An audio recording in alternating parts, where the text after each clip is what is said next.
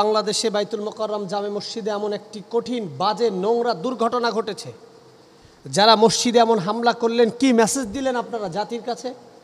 জাতির এই ক্লান্তিময় মুহূর্তে এমন একটি দুঃসংবাদ জুমার সময় আমাদের হৃদয়কে কেটে টুকরো টুকরো করে দিয়েছে। আজকে বাংলাদেশের একজন অন্যতম ব্যক্তিত্ব, যাকে এদেশের আহমরি তৌহিদি জনতা সবাই হৃদয়ের স্পন্দন দিয়ে ভালোবাসে, আল্লামা শামসুল হক ফরিদপুর রহমতুল্লাহ আলাইহি, তার পরিবারে এমন একটা কুলাঙ্গার জন্ম হয়েছে, যিনি ইতিহাসের সবথেকে নির্লজ্জ ঘটনা ঘটিয়েছে আজকে বাংলাদেশে। বাইতুল মোকাররমে তিনি খতিব ছিলেন।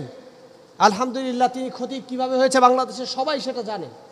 কিন্তু আপনারা দেখতে পেয়েছেন, তিনি নির্দিষ্ট সময়ের আগে প্রায় তার প্রতিষ্ঠানের 100 ছাত্রকে নিয়ে বাইতুল মোকাররম মসজিদের মূলকে যেই খুতবার প্ল্যাটফর্ম, সেই জায়গাটা দখল করেছিলেন এবং তাকে দিয়ে খুতবা দেওয়ানোর পরিস্থিতি তৈরি করে মুসল্লিদের উপর হামলা করে কি নিকৃষ্ট অবস্থা, জুতা মারা হচ্ছে মসজিদের ভিতরে। আজকে কয়েকদিন আগে পুলিশ যখন জুতা নিয়ে ঢুকেছিল, আপনারাই প্রশ্ন করেছিলেন, অথচ সেই আপনারাই আবার মসজিদে জুতা মারলেন, আপনারাই জুতার বাক্সগুলো ফিকা মারলেন, রক্তাক্ত হলো মসজিদ। বগুড়ার প্রিয় ভাই নূর মোহাম্মদ, তার কাছে জানতে পারলাম যে এমন নিগৃহীত, মানে কোনো মুসল্লি কিছু বুঝে ওঠার আগেই ইতিহাসের সব থেকে বর্বর এবং নিকৃষ্ট হামলা হয়েছে বাইতুল মোকাররমে। আমরা আশ্চর্য হয়ে যাই, যেখানে আল্লাহ সুবহানাহু ওয়া তাআলা সহনশীলতার কথা, মানুষের প্রতি আঘাত না করার কথা, একজনের উপর আরেকজন আক্রমণ না করার কথা, যেখানে সুন্দর আর শ্রেষ্ঠত্বের কথা আল্লাহ সুবহানাহু ওয়া তাআলা বলছেন, সেখানে একজন আলেম কিভাবে এমন অবাঞ্ছনীয় নিকৃষ্ট নিগৃহীত কাজ করতে পারে।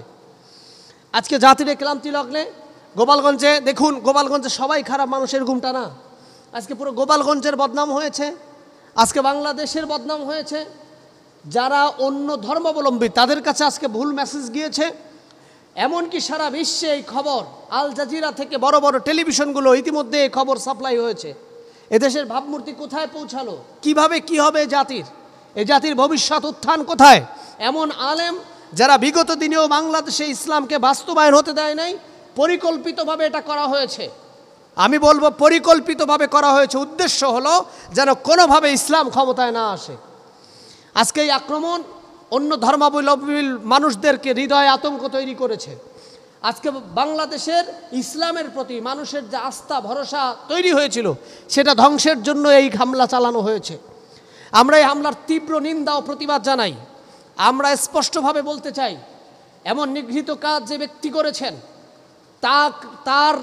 তাকে দ্রুতই বিচারের আওতায় এনে এদেশের আহমরি তাওহীদি জনতার হৃদয়ে যে ইসলাম এবং কোরআনের যেই একটা ধাক্কা লেগেছিল, সেই ধাক্কাটা আবার প্রতিস্থাপন করতে হবে। আজকে যারা আল্লামা শামসুল হক ফরিদপুরের রহমতুল্লাহ আলাইহির সন্তান, এটা আমাদের বলতেও লজ্জা লাগছে, হেফাজতে ইসলামের শাপলা চত্বরের সেই ইতিহাস তিনি বিকৃতি করে একটা নিগৃহীত কাজ করেছেন। আবার বাইতুল মোকাররমে আজকে তিনি যদি না আসতেন, হয়তো তার ইতিহাস এদেশের মানুষ ভুলে যেত।